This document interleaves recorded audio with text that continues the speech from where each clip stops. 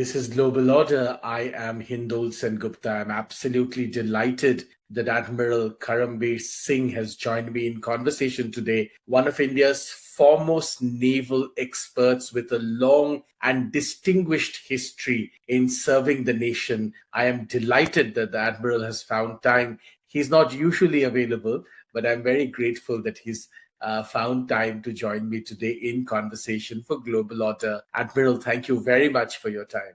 Thank you so much.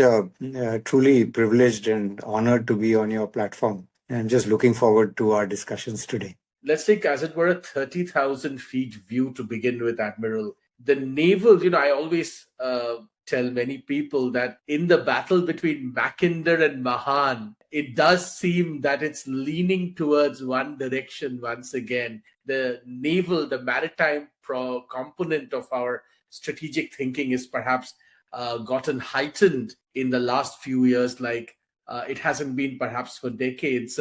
When you look at this entire scenario from your perspective, talk to me a little bit about how you see this, because so many things are moving pieces in this puzzle, Admiral. After COVID, supply chain resilience became a real concern, again concerned with maritime. And then, of course, all these wars, the last being the Strait of Hormuz and choke point crises. When you take a 30,000 feet view, how do you see this for the future of conflict in the world? A very interesting point. When you look at the larger perspective, to my mind, and let me make a disclaimer that whatever I say is my own personal opinion, doesn't involve the larger official hierarchy and leadership. But these are my view and what I've been reading for the last few years. My view is that all these, you find this international relations. If you look at the large ambit of international relations, you have, collaboration and cooperation on the benign end. Then you have, of course, a bit of competition, and you have confrontation, and then you have conflict. We seem to be, because of this great power contestation or confrontation that is going on, we've already reached, I think, the confrontation end of the spectrum, and just one step away from conflict. In fact, several parts of the world are, as we speak, engaged in conflict. This is something that is worrying, and I think it's a direct impact of the great power contestation that is going on. And like you mentioned, now every facet of international relations, whether it is geopolitics, or whether it's diplomacy, or whether it is critical minerals, whether it's technology, whether it's trade, all these are getting weaponized. So we are in for a bit of a difficult time, difficult period, as two powers, you know who I'm speaking about, are engaged in this tussle for global hegemony. And in that, the maritime aspect has become really, really key. For many years and decades, in fact, when I was in university, we used to talk about choke points getting weaponized. We are now seeing the direct result of what would actually, in a sense, a fellow scholar told me the other day, what we used to do as simulation exercises, we are now seeing in front of us. Talk to me a little bit about how you see the weaponization of choke points. We've always known of the importance of choke points. And there are two kinds of choke points to my mind. One are the open choke points. Most of the choke points are like for Malacca or Sunda or Mumbai Vettar or Cape of Good Hope. All these are the Red Sea. They are all the Gulf of Aden, Straits of Bab-el-Mandeb. All these are open choke points. That means there are ways around for shipping to move. But the Straits of Hormuz is a closed choke point. There is no way out for certain countries, as you've seen, except maybe Saudi Arabia and UAE, for instance. But the rest of the countries are actually, if you choke this particular strait, then you are absolutely have no alternative. So these are things that have had or have always been there in maritime thinking. We've seen the pirates using them. We've seen in the past during Iran-Iraq war in 80 to 88, Iran trying to exercise control over the Straits of Hormuz. Again, recently in 2019, after the President Trump's maximum pressure campaign, again, Iran resorted to that. So it's been there. It's a factor. China has a Malacca dilemma. India has a Hormuz dilemma. We are aware of this. And the fact that such a large percentage of trade routes via certain choke points is something that naval strategists have always factored in their planning and strategy. Let's talk a little bit about what is happening since you mentioned Hormuz. Even a few weeks ago, there was a sense that, in a sense, the Iranians had displayed a sort of kind of control that gave them extremely grave leverage, so to speak, right? But in recent days, as the reports suggest, that American naval power is ensuring that the strait is open, even if the Iranians don't want it to be open, and large cargo is moving through the strait. Talk to me a little bit about how you see this, because the needle seems to have moved quite swiftly. The needle can move either way, depending on actions of various, protagonists in this whole conflict. Iran quite smartly used geography. They've always known that if they close this strait, then the entire jugular of West Asia is, in a way, sort of choked. So they have been doing that. And to keep the waterways open, waterways like Straits of Hormuz, requires a disproportionate amount of force and assets. And you can do it for a while. But I think in the end, it will require a lot of work, which includes diplomacy, United Nations efforts, and things like that, to make sure that not only are the straits opened, and after they opened, things like charging tolls and unnecessary restrictions on freedom of navigation are lifted. So it's a big task ahead of the US and the international community to make sure that the straits, which are absolutely critical to freedom of navigation, are ensured that they are kept open. Not only here, tomorrow maybe if somebody decides to create problems in Straits of Malacca or the Houthis in the Gulf of Aden or the Straits of Bab-el-Mandeb, all these I think require a concerted effort by the international community as a whole. Let's talk a little bit, since you spoke about how much effort and security effort would be required to keep the Straits of Hormuz open, and indeed in other parts of the world, similar effort, and therefore diplomacy and politics needs to be involved to find a solution. Let's talk a little bit about the kind of concerns about the security that has been triggered around the world. One of the recent news suggests, Admiral, that a key warship of the United States is moving from Pacific waters back into West Asian waters. Now, there has been widespread concern about this, that in a sense, the needle of interest of America is moving definitively away from the quote-unquote Indo-Pacific into West Asia once again, leaving the Indo-Pacific very, very vulnerable to, Chinese advancements of power and so on and so forth. Now, this is of concern not just, of course, to Southeast Asian countries and other Asian countries, but also to India. Talk to me a little bit about how you see this, because it seems, or many analysts suggest, that America has been wrung thin in some senses in providing security in West Asia, and therefore the Indo-Pacific is or will suffer because of this. So there are two questions actually that you've put into your one long question. The first part is why a movement of one of the aircraft carriers, USS George Washington, I think that's what you're implying. That's right. From the Western Pacific to West Asia. It's been basically done to replace the USS Abraham Lincoln. As you know, USS Abraham Lincoln has been through a very grueling eight-month campaign in West Asia, basically involved with the Iran conflict. And therefore, there are implications, both material and personnel-wise, which call for Abraham Lincoln to return to base and do their rest and recreation and OTR and maintenance, etc. The movement of George Washington, I don't see as I see it more as a tactical sort of move, because aircraft carriers are meant to be the main weapon system of the US Navy, and they will go where they're required to go, where the decision point is. And today, the criticality of West Asia is important. Therefore, the move, I think, from Western Pacific to West Asia, I don't think we can read too much more into this. I think it's a tactical move.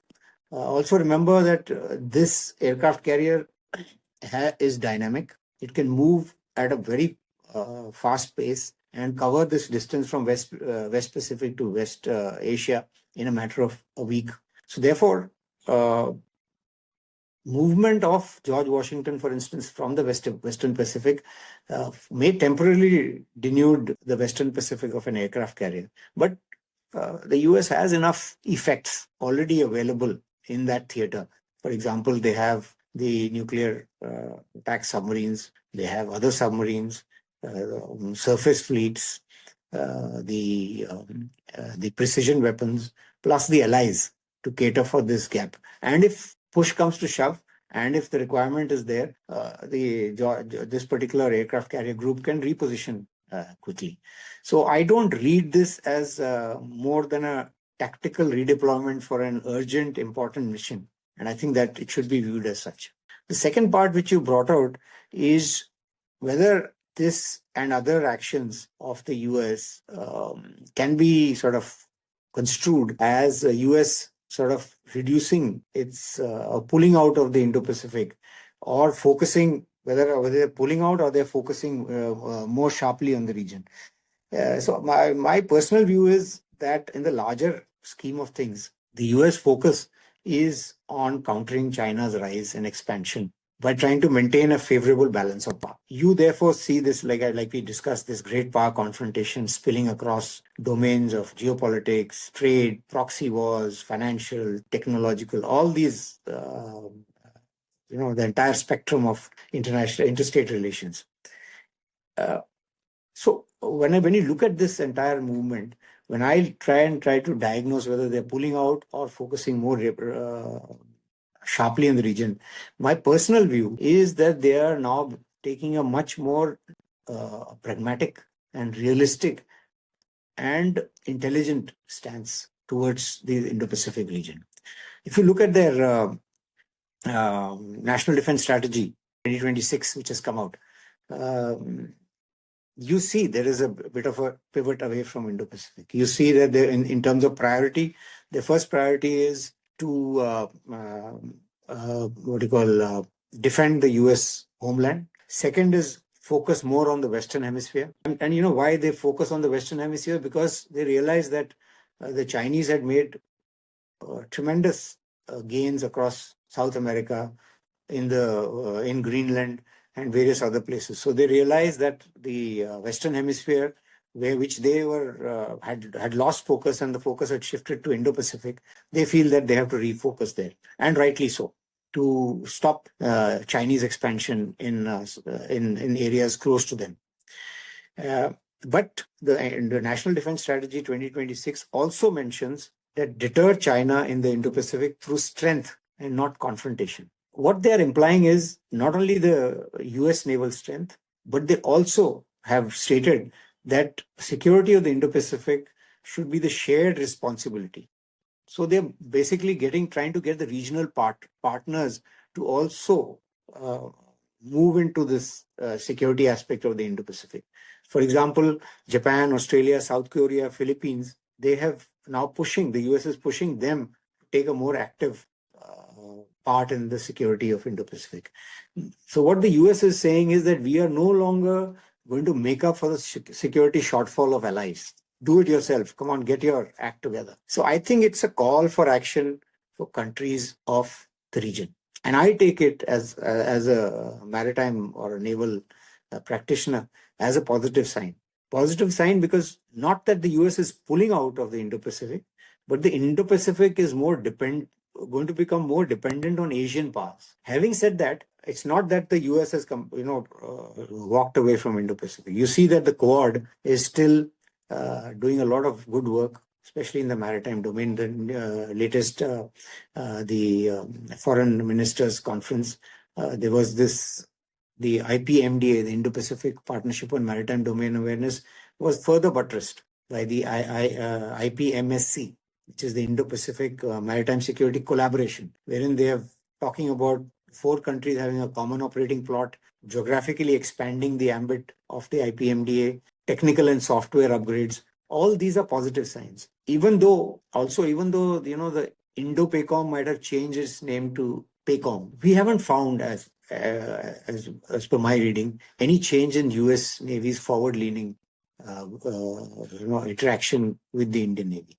So to sort of sum up, I feel that US is not pulling out, neither is it sharpening its focus, but I think it's being more realistic and intelligent. Only danger I see in this entire game of the US pivot away from the Indo-Pacific is that this must not create capability gaps or power vacuum that some inimical powers can exploit. So I think this is the only caveat to their move. Otherwise, I think it's a positive. It's time that nations and the navies of the Indo-Pacific become more in control of their security. I'm glad you mentioned power gaps, Admiral, and I want to come to that point. There have been concern that, especially in quote unquote Indian waters, including in the Bay of Bengal and others, there are concerns that there could be power projection by adversarial countries, namely China. In the last government in Bangladesh, for instance, there were concerns about what kind of relationships were building there, what kind of impact it could have on the Bay of Bengal. How do you see all of this? I mean, this is obviously causing concerns in many countries. I mean, the remilitarization efforts in Japan, I would like to allude to that. Recent, articles from South Korean legislators saying that they need a seat on the table on any discussion on tactical nuclear weapons, for instance. So all of this is adding up to a lot of concerns and alarm bells going off around the region. How do you see this? I think this is also a result of this entire geopolitical confrontation that I'm talking about. And China is to blame for much of this because they have, their naval transformation or their expansion has been nothing short of amazing. Perhaps it's the fastest buildup of maritime power in history that we are seeing. Today, they might have, looking at 350 ships, they're looking at 430 plus ships by 2030. And it's not only the Navy itself, the Coast Guard, the research vessels, distant water fleet, the maritime militia, monitoring ships. So they are all enablers for blue water and power projection. The entire gamut of maritime power is increasing. So when a power rises, it definitely, and the way it has risen, has not really been completely benign. We've seen that as China's power has increased, so has its belligerence and assertiveness. If you look at the white papers, for example, on Taiwan, the earlier white papers of the 1990s were quite placatory, and they were trying to give reasons as to why they feel that Taiwan should be a part of China or should be reunified. But the recent white papers, you see, as the comprehensive national power and the maritime power has increased, is extremely assertive. And they are almost sort of claiming it as reunification as a right. You see the similar actions in South China Sea, where as the maritime power has increased, you had almost unilateral declaration of 9-dash lines or 10-dash lines or 4-Shah's line, completely doing away with the PCA, arbitration. So these are the things that are causing concern amongst the nations of the region, not only in the Western Pacific and South China Sea, but also when we look at what is happening even to countries like India in the Indian Ocean region. I want to come to a very specific part of this contestation, Admiral, now, and talk a little bit about one of the new things or relatively new things that a lot of people are concerned about, which is, how do you see this? Yeah, we've brought out a very valid and a very important point. And I personally feel that the focus on undersea cables and indeed in undersea infrastructure, with particular focus on undersea cables, is extremely important. And there are reasons for this. First of all, I also believe that not only undersea cables, but undersea, due to its opacity and complexity, will be the next frontier of contestation and warfare. And here, not only undersea cables, seabed hosts a wide variety of critical infrastructure like energy pipelines, power cables, gas pipelines, array of offshore installations for resource extraction, undersea data centers. But of these, like you brought out, undersea cables are especially critical because, your viewers would know that 99% of international communication is through undersea cables. The entire financial transactions of the globe go through these undersea cables, the communication. Every time you pick up, maybe perhaps a Zoom call is also using undersea cables. Economic and security well-being of a country is running through these undersea cables. It is so critical that the UN General Assembly has designated undersea cables as critical information infrastructure to be protected. Not only because it's for national security, because they transcend national boundaries. Today, if there is like for instance, there was a cut in the cable in the Gulf of Aden, it affects all of us in India. It affects people in Europe. So, and it's not that this is something in the realm of theory. It has been happening at quite an alarming rate. We have seen undersea cable and pipeline sabotage in the Baltic on a couple of instances. Gulf of Aden, as we discussed, Malacca Straits, Egypt, Taiwan Straits, and now Iran has even issued threats that they might resort to undersea cable rupture, sabotage in the Straits of Hormuz. And the another complexity that arises with undersea cables is that any rupture or any damage can be deniable. It is deniable. For example, in the Baltic, the merchant vessel that claimed that its anchor ran out inadvertently, and it dragged this anchor for nearly 60, 70 nautical miles, and thereafter therefore caused these damages. Similarly, fishing vessels, they say that we inadvertently snagged these nets, as was done in Taiwan Straits. So I think the reliance on undersea cables, plus the fact that they are deniable, plus the fact that they cause disproportionate operational and economic effects, the fact that they transcend national boundaries, the fact that they can completely render countries digitally inaccessible. So, there are certain countries which have only one odd undersea cable connecting them to the world. Like, for example, Tonga. Tonga was out of digitally absolutely inaccessible for more than a week. So these are issues that really make this undersea cable protection very important. India has 24 undersea cable systems. So we might say, okay, we've got redundancy. But also we must remember that they are already up to 90% capacity and increasing. So if you think that you will have redundancy, after a few years you may not. Therefore, I think India rightly is going in for more undersea cable systems. Also, undersea cables involve private players. That again, increases. It gives it a little unique status and makes the security complex. So I've been looking at some of the developed nations. What are they doing? For example, the Royal Navy, when I was in service, had already started deploying their auxiliaries since 2020 on protection or surveillance and protection of undersea cables. The French Navy has issued a seabed warfare strategy a couple of years back. That is again, I think, a welcome move, and I think India should follow that. Indian Navy should follow that. Singapore Ministry of Defense has got an initiative called GUIDE, GUIDE, Guiding Principles of Underwater Infrastructure Defense Exchange. Basically, it's a cooperative, collaborative mechanism to share information on undersea cables. So I feel that this entire thing, and I'm glad you raised it, is extremely important, and India needs to adopt best practices, get their strategies going, and also very importantly, look at expeditious undersea cable repair whenever it happens. That itself presently takes a very long time because of the undersea cable repair assets being sometimes even 45 days it takes. So these are issues I thought I'll bring out largely on the issue of undersea cables. I want to ask you a follow-up question on that.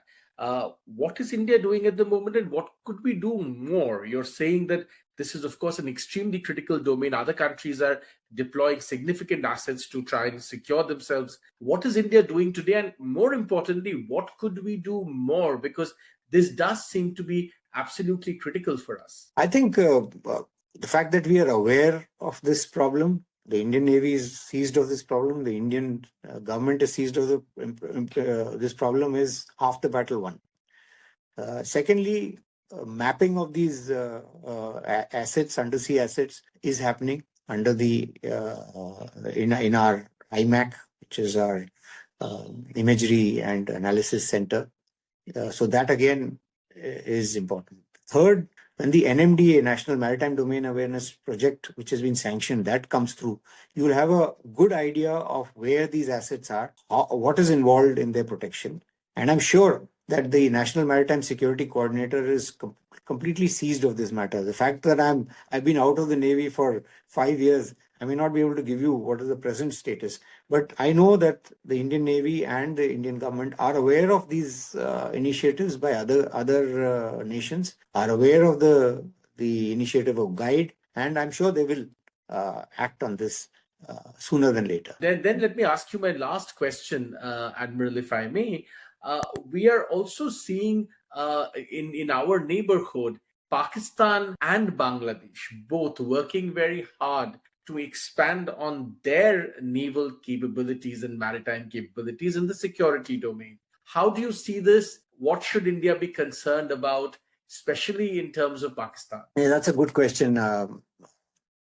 This China-Pakistan naval cooperation is not only with Pakistan's cooperation with China, but also with Turkey and others, is a reality, I think, that India and the Indian Navy is confronted with.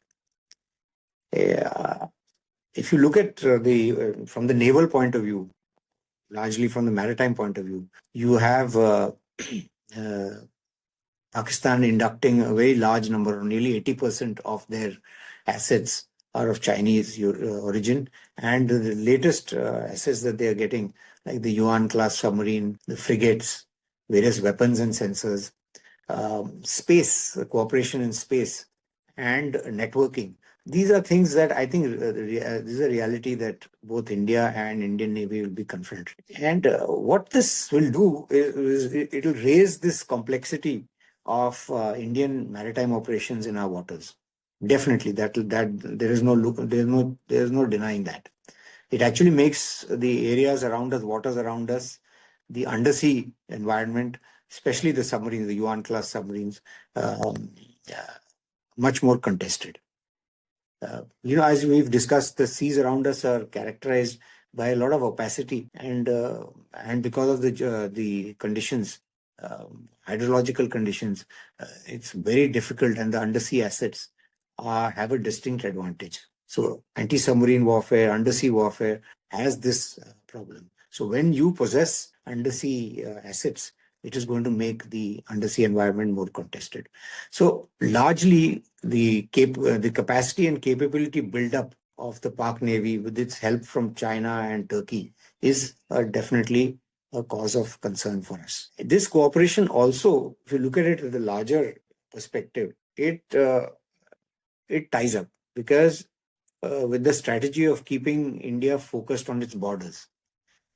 Our security is on our borders, but our prosperity is through the maritime domain, and the protection of the maritime interests is what the Indian Navy is all about. So by tying up our assets closer to our Pakistan, etc., it is this strategy of keeping India focused on its border is working, or at least it's an attempt at that. Also, it's an attempt at rehyphenating India and Pakistan, giving it much more capability and capacity. Another dimension when you look at China and Pakistan naval cooperation is that it also helps China immensely. If you see, 64% of Chinese defense exports are to the countries around us, whether it's Bangladesh, Myanmar, Sri Lanka, Pakistan. This, combined with the CPEC, Gwadar, it is helping China get its influence and then presence into the Indian Ocean region. If you have common platforms, if you have networks with other navies around, it helps you to set up your own infra. Now, if you have Chinese submarines based here, for example, in Jinnah base, naval base, what they have done is they're available in the Indian Ocean region. They've overcome this tyranny of distance, 3,000 nautical miles movement from China to Indian Ocean region. You have overcome the problems of geography, the constraints of the first island chain, the constraints of the choke points, and you are willy-nilly sitting inside Indian Ocean region. So they have, by doing all this cooperation, they also, in a way, whilst keeping India hemmed in terms of their security, also using geography favorably. With Myanmar, for instance, to bypass choke points, with Pakistan and Gwadar to be available and dominate the Western Arabian Sea. So if you observe even if you observe their exercise, for example, exercise Sea Guardian 4, which they had recently, what are they focusing on with Pakistan Navy? Communication interoperability, anti-submarine warfare cooperation, command and control system familiarization, and exchange of best practices. So in a way, when you look at this cooperation, you have to look at it in a larger way. Okay, yes, capacity of Pakistan Navy has increased, but it's a win-win for China. It helps them enter the Indian Ocean region and overcome the tyranny of geography and distance. And for Pakistan, it, I think, changes the Pakistan Navy from a kind of a naval irritant to a more potent maritime problem in this region. What would, in your opinion, what would or should be India's counter to this? India's counter is to build its maritime capability. That is the only solution. We have to, against our adversaries, it's a two different strategies. One is to exploit the asymmetries against a power which is inferior to you, and to use asymmetry with a power that is superior to you. That means you use your geography, you use your have A2AD kind of a system of sea denial, focus a lot on quickly building nuclear attack submarines. These are areas, and networking yourself. There are several, the to-do list is large. And I think the present government and the Indian Navy is moving quickly on these aspects. Admiral, this was a fascinating conversation. Thanks very much for your time.